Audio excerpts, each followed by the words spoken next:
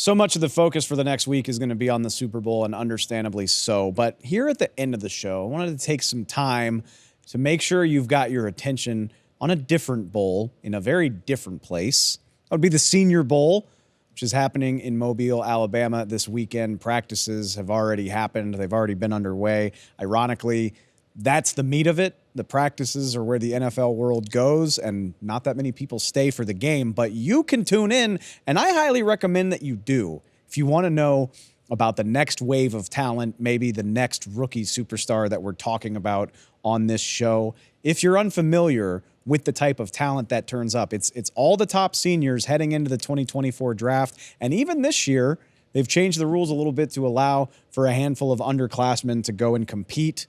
Just for reference, this time last year, Puka Nacua was there, Jaden Reed, Tank Dell, some of the best young receivers in the league this year. The year before that, Reek Woolen was on hand in Mobile before becoming a star for the Seattle Seahawks.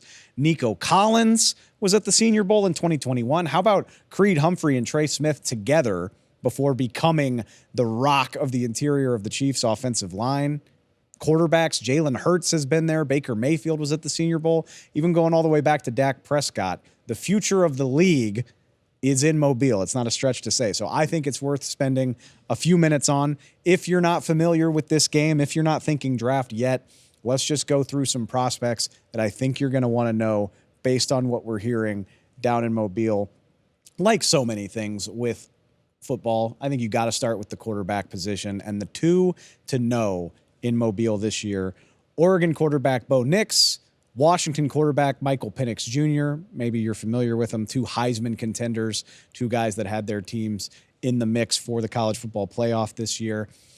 It's interesting because, look, you're going to hear a lot in the draft cycle. Caleb Williams, Drake May, even Jaden Daniels, I think they have solidified themselves as guys that are going to go. I mean, May and Williams, obviously, in the top 5. Jaden Daniels, somewhere in the top 15 would be my guess. Nix and Penix are interesting, though, because depending on how they do in this process, you could convince me that they go high up the board in the top 15. You could convince me that they fall into the second day of the NFL draft.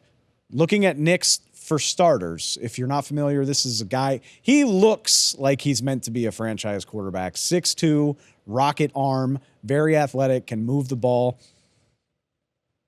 The issue with him is going to be the consistency, and that's what's been interesting about these Senior Bowl practices is how consistent are you with your throws? How good do you look in the structure of the offense? I think Nick's got a lot of criticism during his final season at Oregon for how simple their offense was and how little it asked of him.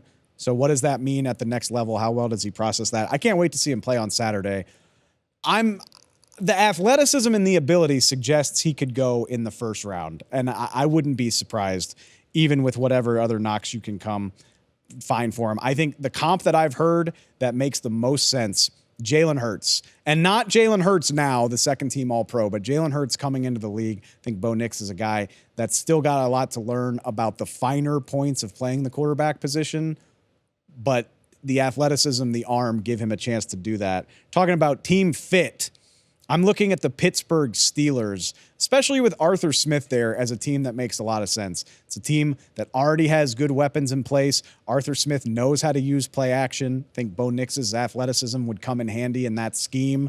And again, you can design an offense around him that doesn't ask him to do a lot of the heavy lifting. I think that's awfully interesting.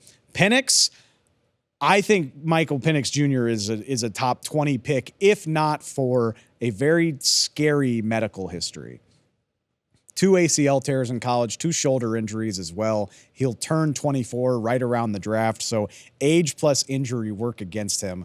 But man, what a fun player to watch. Pocket quarterback. He's not afraid to air the ball out. His accuracy is really good. Just a really pretty deep ball thrower. If you saw him play at Washington with all those receivers, I don't know if 11 is early enough, or if it's too early. Maybe it would be with their second round pick, but I love the fit of Michael Penix Jr. in Minnesota with Kevin O'Connell and those explosive wide receivers.